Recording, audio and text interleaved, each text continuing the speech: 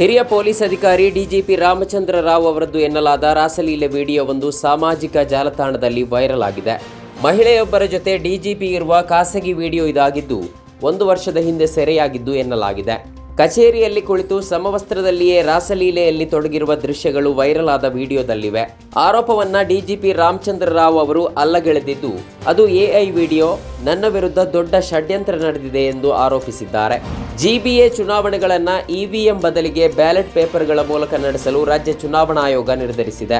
ಮೇ 25ರ ನಂತರ ನಡೆಯಲಿರುವ ಈ ಚುನಾವಣೆಗಳಲ್ಲಿ ಮತಪತ್ರಗಳ ಬಳಕೆಗೆ ಚುನಾವಣಾ ಆಯೋಗವು ತನ್ನದೇ ಆದ ಕಾರಣಗಳನ್ನು ನೀಡಿದ್ದು, ಬ್ಯಾಲೆಟ್ ಪೇಪರ್ಗಳನ್ನು ಬಳಸಬಾರದು ಎಂದು ಸುಪ್ರೀಂ ಕೋರ್ಟ್ ಎಲ್ಲಿಯೂ ಹೇಳಿಲ್ಲ ಎಂದು ಆಯೋಗ ಸ್ಪಷ್ಟಪಡಿಸಿದೆ. ಮೈಸೂರು ಕೇಂದ್ರ ಬಸ್ ನಿಲ್ದಾಣದ ಬಳಿ ಇರುವ ಖಾಸಗಿ ಹೋಟೆಲ್ ಒಂದರಲ್ಲಿ ಟಿ ನರಸೀಪುರ ಆರ್ಎಫ್ಒ ಕಾಂತರಾಜ್ ಚೌಹಾಣ್ ಮೃತದೇಹ ಪತ್ತೆಯಾಗಿದೆ. 15 ದಿನಗಳ ಹಿಂದೆಯಷ್ಟೇ ಕಾಂತರಾಜ್ ಚೌಹಾಣ್ ಅವರು ನರಸೀಪುರಕ್ಕೆ ವರ್ಗವಾಗಿದ್ದರು. ಇದೀಗ ಅನುಮಾನಾಸ್ಪದ ರೀತಿಯಲ್ಲಿ ಅವರ ಶವ ಪತ್ತೆಯಾಗಿದ್ದು, ಘಟನಾ ಸ್ಥಳಕ್ಕೆ ಲಷ್ಕರ್ ಠಾಣೆಯ ಪೊಲೀಸರು ಭೇಟಿ ನೀಡಿ ಪರಿಶೀಲನೆ ನಡೆಸಿದ್ದಾರೆ.